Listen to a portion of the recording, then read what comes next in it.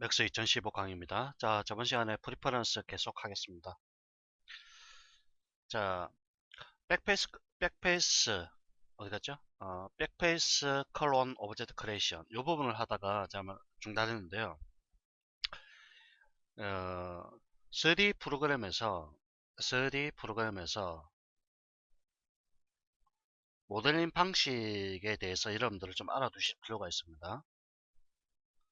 3D 프로그램에서 모든 3D 프로그램을 다 통합하는 개념입니다.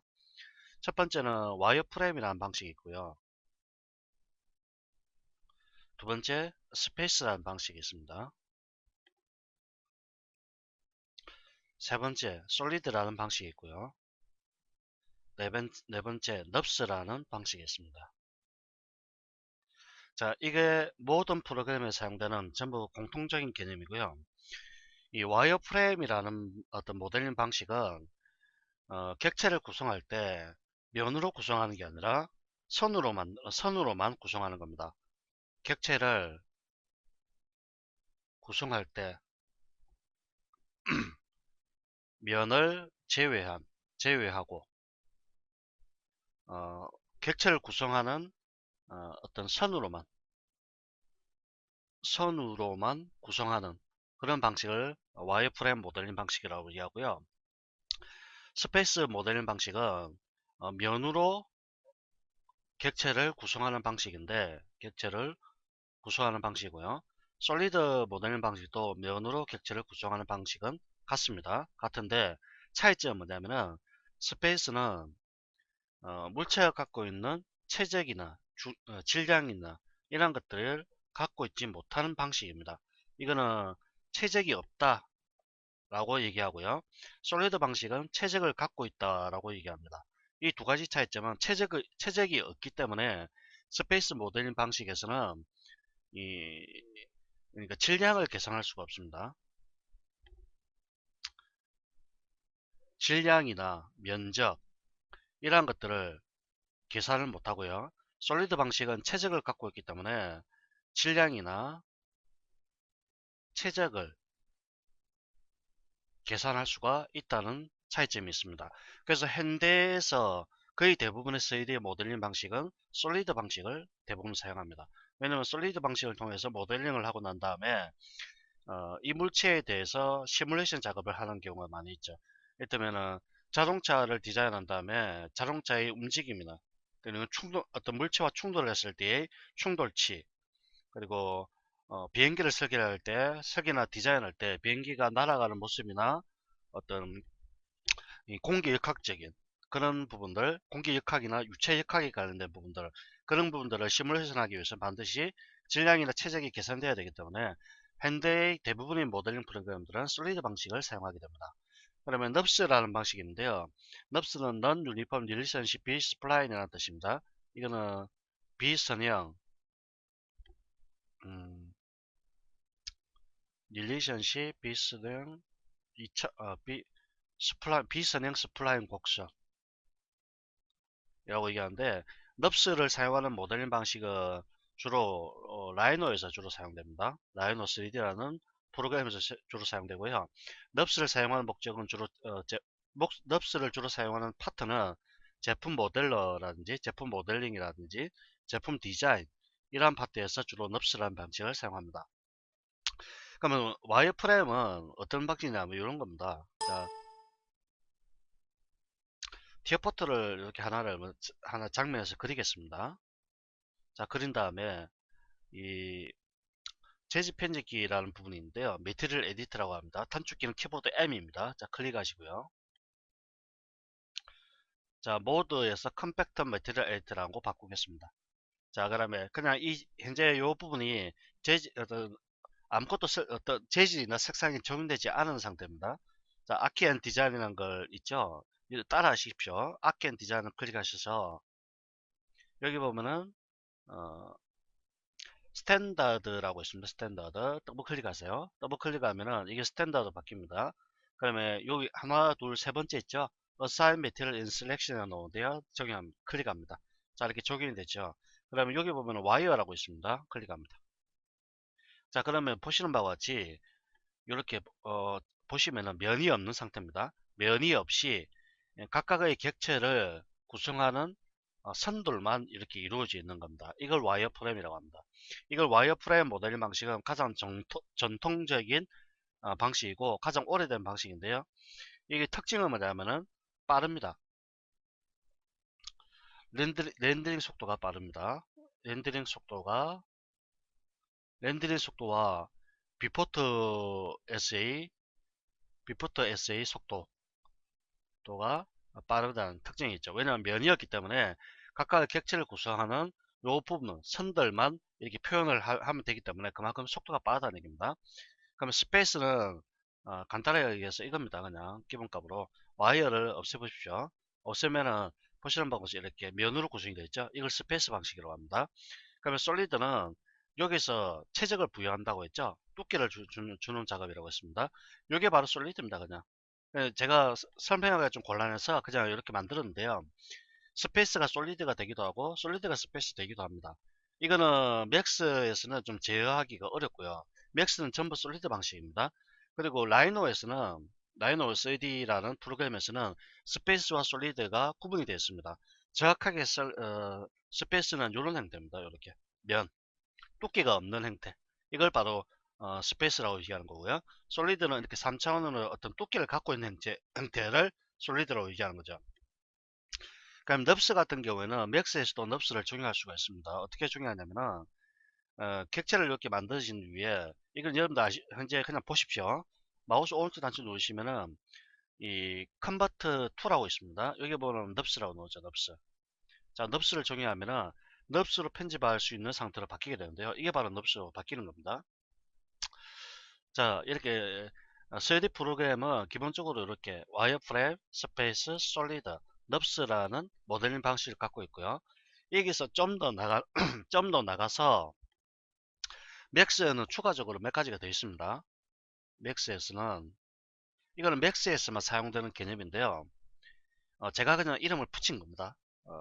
그러니까 어, 제가 이름을 붙여서 이해하기 쉽도록 만들어 드리기 위해서 붙인 겁니다. 메시 모델링이라는 게 있고요. 이건 맥스에서만 사용되는 개념입니다. 메시 모델링이라는 게 있고요. 그다음 폴리 모델링이라는 게 있고요. 그다음에 스플라인 모델링. 그다음에 이게 더 나아가지고 스플라인 모델링에서 이게 더 나아가서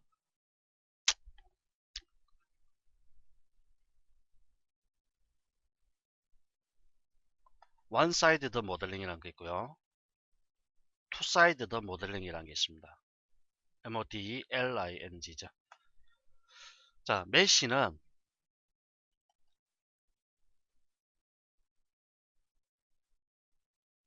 삼각면을 이용한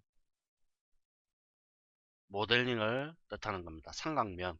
여기서 삼각면을 다른 말로 페이스라고 얘기합니다. 삼각면이라는 것은 이렇게 삼각형으로 이루어졌다고 해서 삼각면이라고 얘기합니다. 이 삼각면을 페이스라고 얘기하는 겁니다. 그럼 폴리. 폴리가 무슨 뜻입니까? 폴리. 이건 다각이죠, 다각. 다각. 즉, 다각면을 이용한 모델링을 뜻하는 겁니다.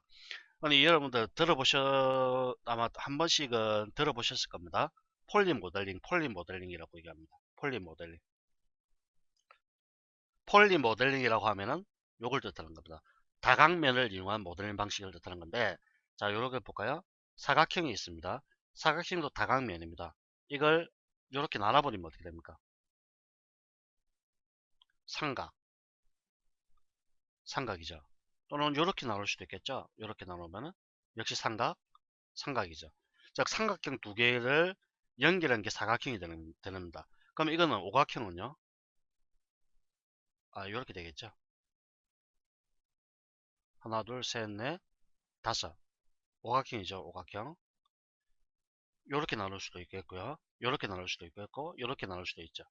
그러면 진짜 하나, 둘, 셋, 넷, 다섯, 여섯, 육각형은요? 이렇게, 이렇게, 이렇게, 이렇게, 이렇게 아주 다양한 형태로 삼각면을 나눌 수 있죠. 즉 다각형이라는 거는 삼각형을 여러 개 나눠 붙인 걸 다각형이라고 얘기하는 겁니다.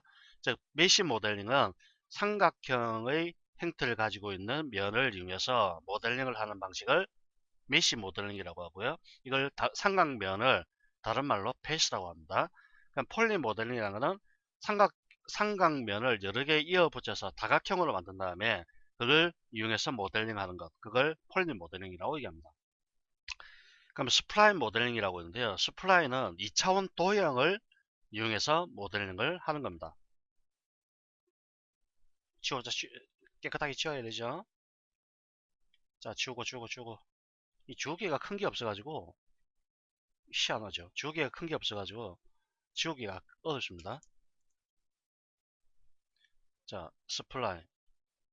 이걸 다른 말로 세이프라고 합니다. 세이프. SHAPE.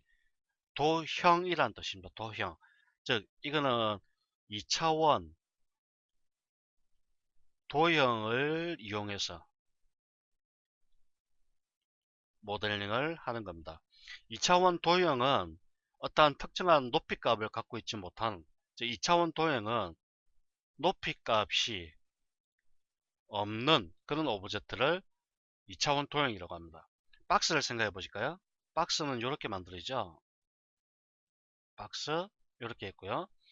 원통은요 이렇게 이루어져 있죠. 원통, 실린더. 구스는요 동그랗죠. 동그란 이렇게 구로 이렇게 이루어져 있습니다.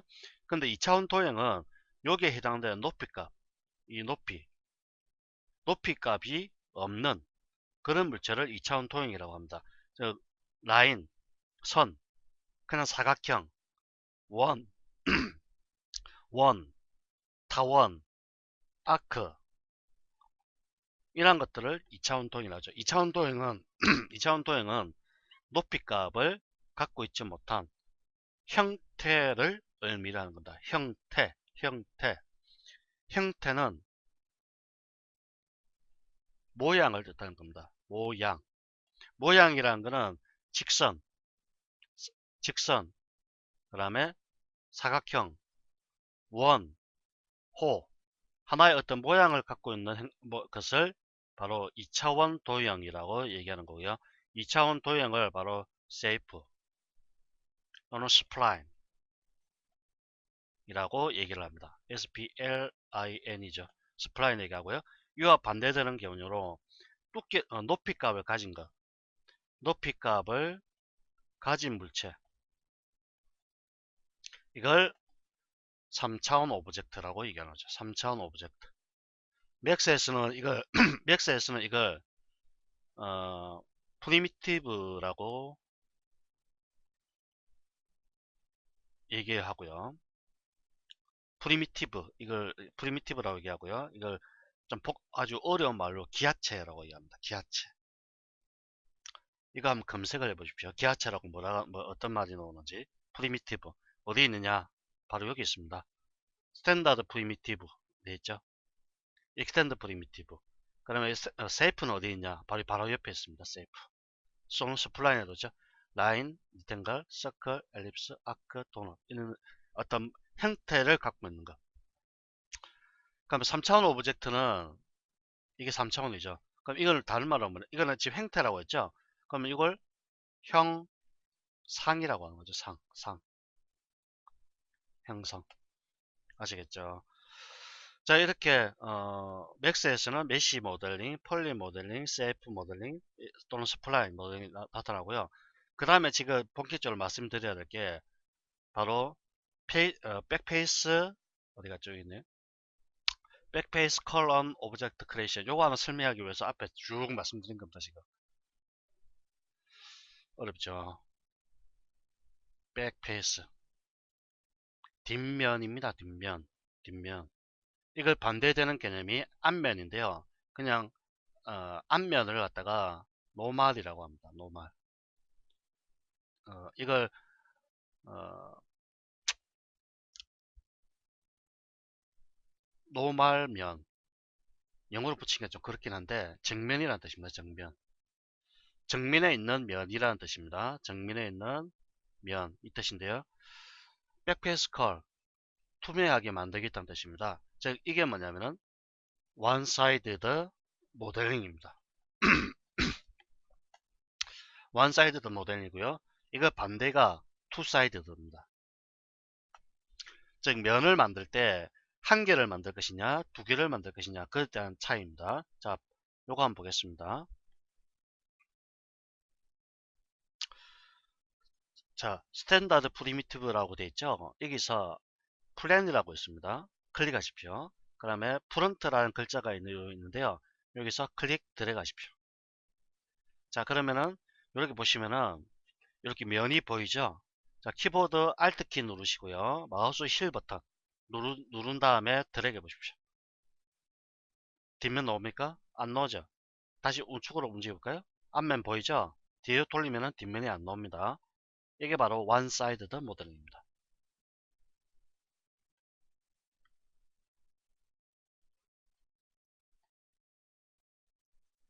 one-sided 모델. 이걸 하는 역할이 바로 백페이스 컬 on 오브젝트 크리에이션 요겁니다. 이걸 체크를 하게 되면은 이런 식으로 one-sided 모델링 되고요. 체크를 없앤 상태에서 다시 만들까요? 돌려보죠. 어떻습니까? 뒷면이 있죠? 요거는 앞면이 두 개 있고요. 뒤로 돌려보면 뒷면이 있습니다. 자, 이게 바로 투-사이드드 모델링입니다. 투-사이드드 모델링. 원-사이드드 모델링과 투-사이드드 모델링은 매우 중요합니다. 맥스에서는 매우 중요합니다. 어, 이거는 제품 모델러에서는 별로 중요한 게 아닙니다. 건축이나 인테리어, 토모, 뭐 조경 이와 같은 파트들에 대해서는 건물을 디자인할 때 반드시 가급적 가급적적적적적적적적이면 원사이드도 하십시오. 이걸 특징이 뭐냐면 원사이드 모델링 하게 되면요. 일단 파일 용량이 줄어듭니다. 파일 용량이 줄어들게 됩니다. 그럼 두 번째, 나중에 매핑을 할 때, 매핑을 했을 때 이렇게 플랜이 자, 플랜을 이렇게 하나를 만들었다고 가정하면은 매핑이라는 작업을 할 때, 야, 우리가 물체를 쳐다볼 때 이런 식으로 이렇게 쳐다봅니다. 뒷면을 이렇게 쳐다보는 경우는 없습니다. 왜냐하면 투시도 작업을 예를 들어 보면은 실내 투시도 또는 실외 투시도 또는 조감도 이런 작업을 할 때는 카메라를 설치하는데요. 카메라를 설치하는 이유는 실제 사람이 눈으로 보는 모습을 그대로 찍어내기 위해서 카메라를 설치하는 겁니다. 그러면 카메라가 이렇게 쳐다보고 있는데 이 뒷면이 보입니까? 뒷면이 안 보이죠. 뒷면은 근데 나타나 있죠. 그러면 매핑을 하게 되면은 앞면과 뒷면 동일한 어떤 맵이 적용되기 때문에 그 매핑을 하는 그 자체도 바로 파일 용량을 증가시킵니다. 아시겠죠? 그러니까 필요 없는 부분에 면을 만들어서 매핑이나 매핑을 하게 되면은 불필요한 부분에 맵이 들어가기 때문에 그만큼 파일 용량이 증가되는 겁니다. 그다음에 세 번째, 조명 때문입니다. 조명. 맥스에 사용되는 조명은 실제 세계에서 존재하는 조명과 같습니다. 그러면 이렇게 물체가 하나 있고요. 바닥이 이렇게 있다고 가정하죠. 이게 바닥이고 물체가 이게 박스가 이렇게 하나가 있습니다. 좀 태양이 이렇게 빛나고 있습니다. 태양이 빛을 발산해서 이렇게 빛을 발산하겠죠? 발산하죠. 발산해서 이 물체를 비추게 되는데 이 바닥과 맞닿고 있는 박스의 아래쪽 면은 빛이 닿을까요? 안 닿을까요? 딱 이게 바닥과 딱 맞닿아 있다고 생각하십시오. 딱 맞닿아 있을 때, 이 박스의 아래쪽 면이 빛이 닿을까요? 안 닿을까요? 안 닿죠. 그런데 만약에 박스의 아래쪽 면이 존재를 할 경우에는 맥스는 면이 있다고 가정합니다. 면이 있다고 자동적으로 생각하는 겁니다. 면이 있다고 자동적으로 생각해서 빛을 박스의 아래쪽 면에 계속적으로 이렇게 유입을 시키려고 합니다. 빛을 계속적으로 쏴주려고 하는 겁니다. 그렇게 하면 시간이 많이 걸립니다. 시간이 늘어나고요. 그러면 빛이 자 박스가 이렇게 있으면요. 결국 빛이 유입이 되려면은 요 부분, 요 경계선 부분에 요 박스와 맞닿고 있는 요 경계선 부분 있죠? 요 경계선 부분, 요 부분에 빛이 계속적으로 들어가려고 이렇게 합니다. 뭐 이런 식으로 빛이 계속 유입이 되려고 합니다. 그럼 빛이 들어가지 못하게 되면 결국 요 부분, 요런 부분들, 박스 그러니까 위에서 보면은 박스가 이렇게 있고요. 요 경계선 부분 있죠? 요런 경계선 부분, 경계선 부분이 아주 더러워지게 됩니다. 그림자 빛이 계속적으로 이게 부딪히는 현상에 의해서 어떤 그림자가 상당히 더러워지게 되죠. 그림자가 지저분해집니다. 이걸 섀도우 릭이라고 합니다. 섀도우 릭 현상.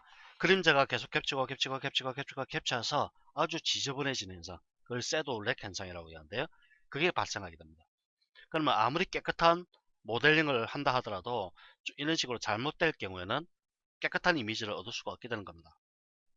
이러한 이유 때문에, 이러한 여러 가지 이유 때문에 가급적이면은 가급적이면은 원사이드 모델링을 통해서 작업을 하셔야 된다는 그런 의미입니다. 이거 하나 설명하기 위해서 제가 앞에서 모델링부터 시작해서 계속적으로 말씀드린 겁니다. 매우 중요합니다. 쉽게 넘어갈 수 있는 부분이고요. 자, 그다음에 디스플레이 드라이버라는 부분인데요. 이거는 자, 제가 네이버를 좀 캔시켰는데요. 네이버 치시기는 제가 답변한 겁니다. 지금 보시면은 맥스 화면이 있고 맥스 화면과 배경 화면이 겹쳐서 이렇게 나옵니다. 자, 이게 뭐냐면은 바로 디스플레이 드라이브 모드 때문에 그렇습니다. 이렇게 이 부분 클릭을 해보시면은 이 세 가지가 있습니다. 다이렉트 3D라는 게 있고요. 오픈 GL이라는 게 있고 소프트웨어라는 게 세 가지가 있습니다.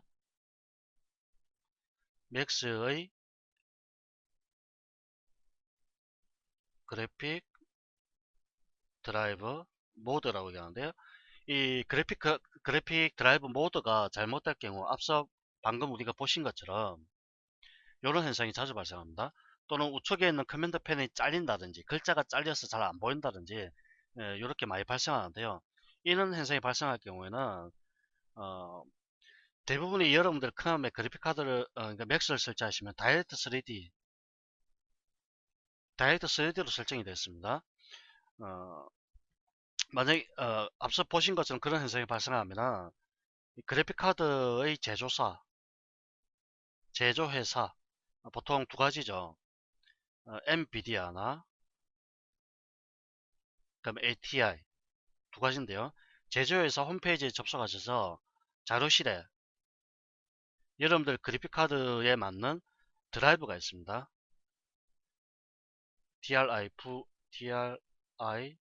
DRIVER이죠. 이건 그래픽 카드를 가동하는 프로그램입니다.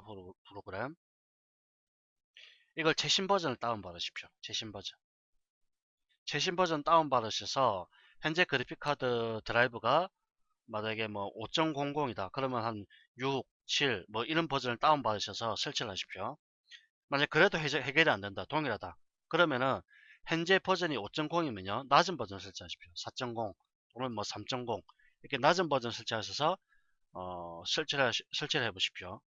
그래도 마찬가지다. 그러면은 이걸 그래픽 카드 모드로 바꿔야 됩니다.